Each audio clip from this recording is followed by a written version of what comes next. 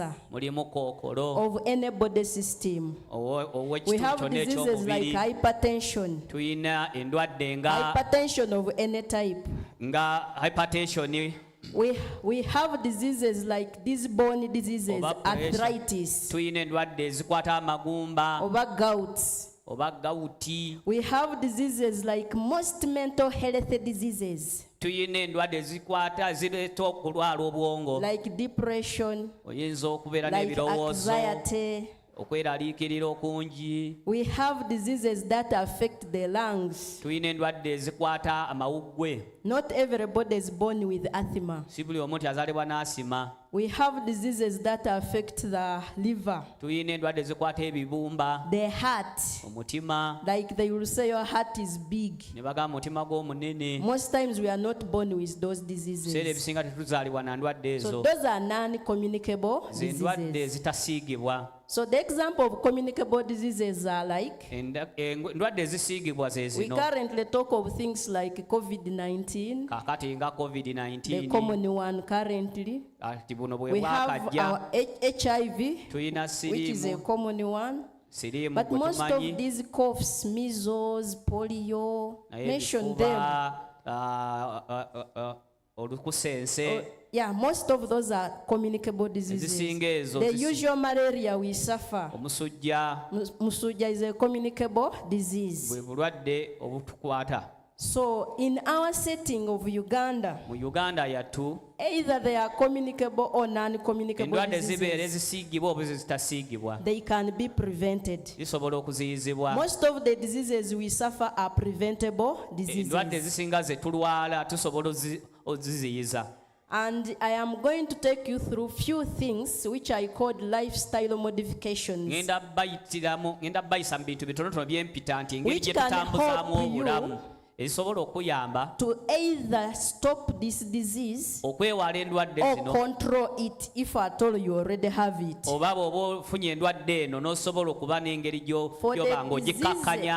For the diseases, I say they are either genetic or inherited. We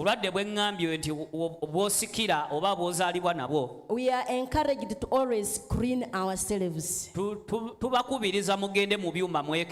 If you're planning to marry a person, get serious tests before you marry, so that you may not begin asking a lot in the future. Many researches have been done that there can be something which can be given to you while you're pregnant, maybe to reverse certain other genetic conditions.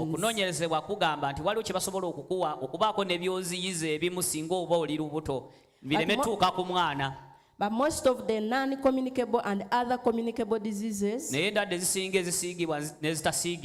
going to mention to you 6 things which can always be modified and you keep healthy. Number 1, they are called dietary approaches. Our diet contributes a lot. When a baby is born, there are things that are supposed to be in high content. We can talk of proteins, vitamins, and even carbohydrates. As this child reaches like 5 years, there are things that are to be more. But in all, as a child, proteins have to be more, and even fruits or vitamins have to be more. When every child reaches a teenage age, you realize that you increase even carbohydrates, but never miss mostly vitamins on the diet. After 19 years, you realize that they still take a lot of proteins. Because if it is at school, the person's brain needs to regenerate.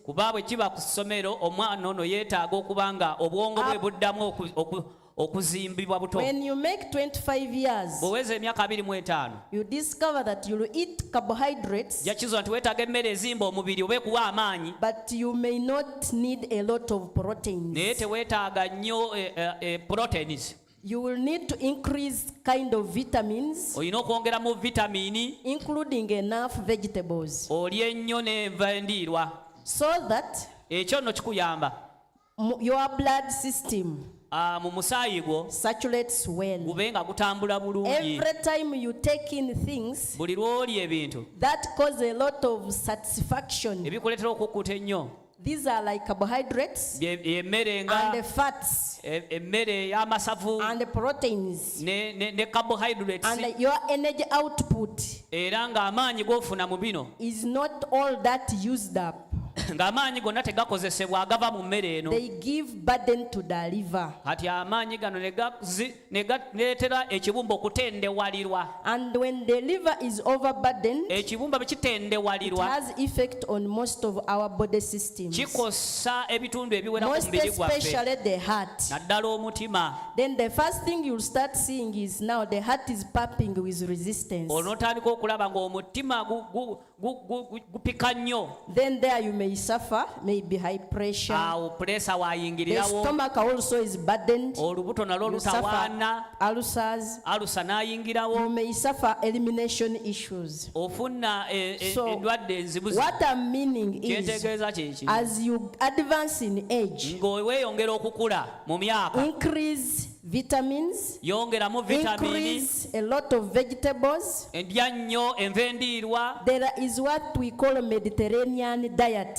waliwo kye tuyita Mediterranean diet. Here I eat things like more of fish, lya nnyo ebyennyanja, drink a lot of water, amazzi nywera ddala, which has more minerals, amazzi galimu ebirungo ebiyamba omubiri, and reduce a lot of proteins, kendeezako ku poloteni, because your systems will be overburdened. kubanga mugenda kukooya sisitimu y'omubiri gwammwe. Okay, I have dealt a lot on diet. ebyokulya bibaddeko nnyo. Number two lifestyle you need to modify is drinks that contain alcohol. ekyokubiri ky'olina okwewala by'ebyokunywa ebirimu ebitamiza.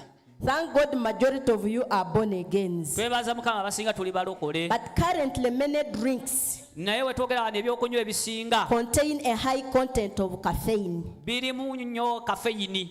I can count one. nsobola okubala kimu ku kimu.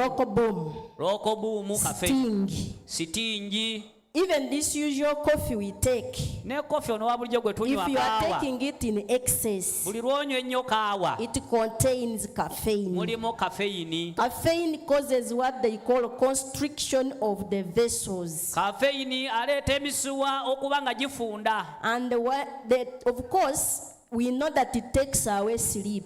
tumanyi nti kafeyini ajjawo otulo, But the process of sleep, it is a normal process where there are a lot of fluids. So this caffeine drinks out some fluids in your body. kafeyini ono ayina byakamula mu mubiri gwo. So as you continue taking it, nga bwe weeyongera okunywa it causes more of that issue. bireeta embeera And bwetyo, you will end up suffering those other issues. n'otandika okufuna endwadde ezo. So you need to modify. kati weetaaga okukyusaamu. If you are taking them, you take them with the caution. obinywa onywako Most especially if you are above 40 years. naddala ng'oli waggulu w'emyaka 4, Because there are cells that are a bit not hyperactive. kubanga waliwo obutofaali nga tebwetaaga kukola nnyo. So another life modification which might not still apply to you is smoking. Era ekirala kye njagala mwekuume kyesisuubira nti mukiriko Smoking. kuweeta sigala.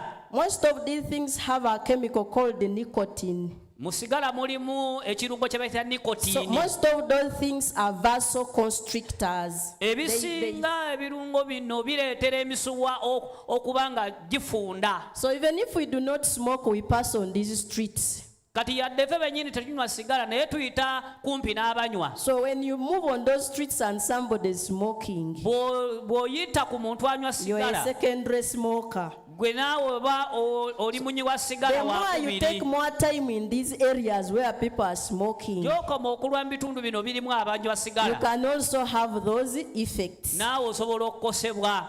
So like I learned that there is a street in Mbale. Every time you pass there, you find a lot of smoke. Ngebangambye nti waliwo oluguudo mu Mbale lw'oyitako buli kaseera osangawo abanywa sigala. So maybe you can try to sometimes limit it or avoid. Oyinza okwewala oluguudo olwo n'oteekako kuloosi nti ero sikyayitayo. That is how you either seize it or you stop passing there.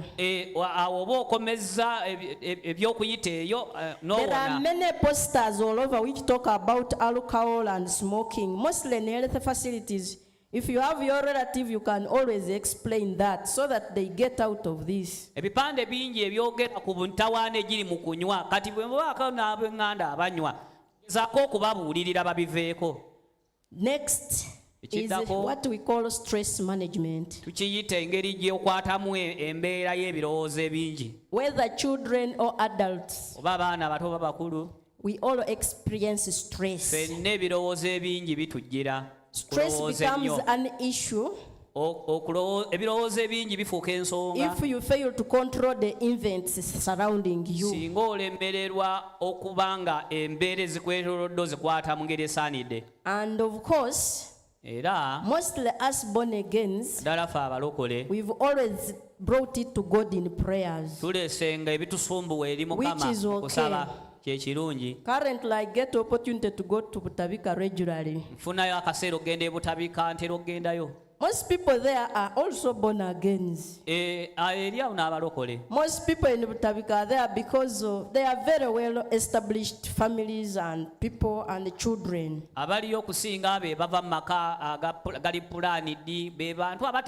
So, it's because they fail to control the events around. So how do you control the events around you? Number one, as a person, you have to identify what surrounds you. Know what you are able to handle. To love yourself is yourself. Love yourself. Take yourself out. And there are things you have to let go. The next point I'm going to ask you, stand up. These are general principles of health care. So you are free to turn around. To turn around. Okay, you can stretch. Stretch like this. Okay, then you can now sit. This point is physical exercise. Make sure you do some physical exercise every day. Do some exercise. If you do exercise, you will as well be managing stress. Our colleagues have different kinds of exercises. There are these people who do what they call yoga. You keep in one position, have something positive to meditate upon. That is exercise. You can get up and run.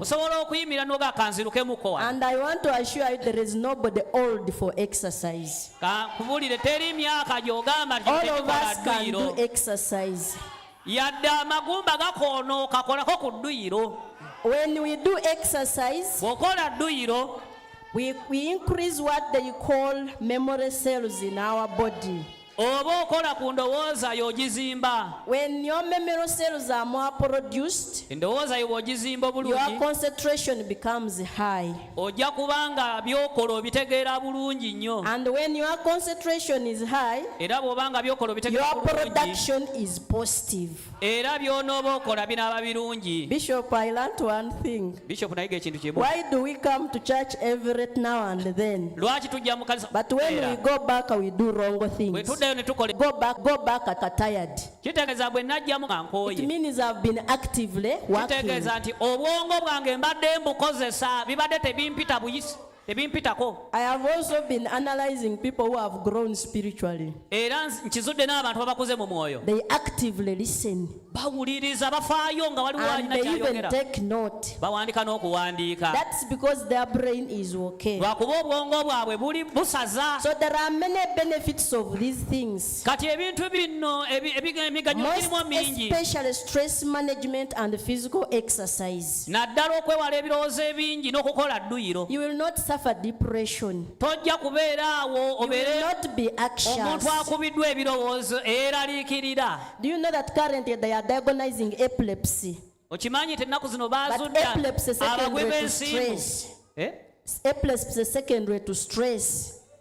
Ensimbu kasita obeera n'ebirowoozo ebingi bisobola ovaamu okugwa ensimbu. It's because it can cause a scar on your brain. Lwakuba kiyinza okuleeta enkovu ku bwongo bwo. Every time the fluid in the brain gets a knock, era buli obwongo bufunako ekibutomera.